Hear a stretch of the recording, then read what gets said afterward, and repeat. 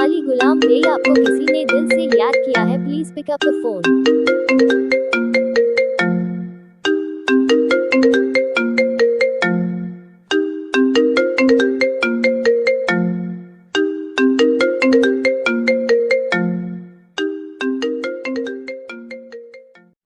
किसी भी मोबाइल की रिंगटोन के साथ अपने नाम की रिंगटोन बनवाने के लिए अपना नाम कमेंट में लिखें और चैनल को सब्सक्राइब जरूर करें।